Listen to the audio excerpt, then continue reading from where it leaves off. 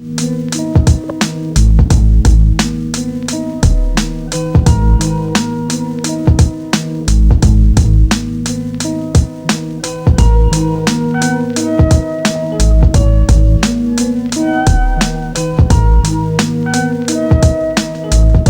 comment quand t'es arrivé au lycée? Bah franchement, j'étais content. Je me suis dit ça, c'est nouveau, genre surtout que je change d'établissement, donc c'est nouveau et tout.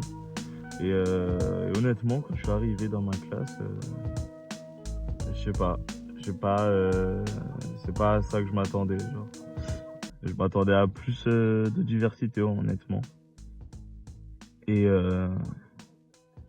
et pendant longtemps, j'ai été un peu seul et tout, au début. Je m'asseyais sur des bancs et tout, je grignotais.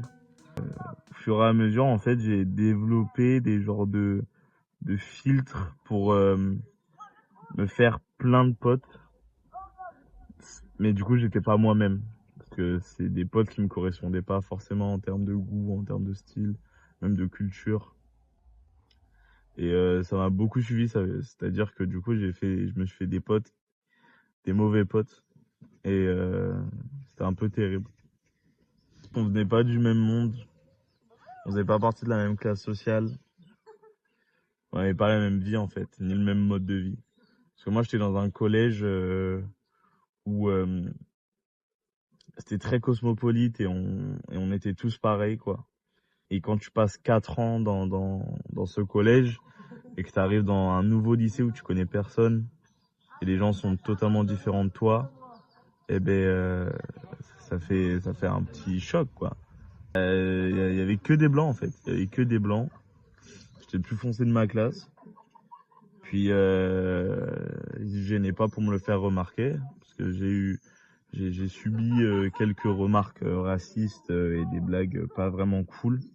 Et même un autre prof d'histoire qui est terrible, qui se gênait pas pour et me faire remarquer que j'étais le seul euh, le seul noir de la classe quoi.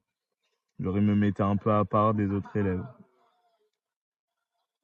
Et puis il me lâchait pas, hein, il me lâchait pas d'une grappe. Et et fatalement, la première pote que je me suis fait, c'est Neila. Et franchement, on s'est grave bien entendu directement. Et après, j'ai intégré le club musique. Et du coup, j'ai pu me faire plus de potes et me faire mon petit groupe et tout. Mais ça a pris un peu de temps. On aimait la même musique, on avait le même style vestimentaire, on aimait les mêmes trucs, quoi. Donc ça a carrément accroché directement, quoi.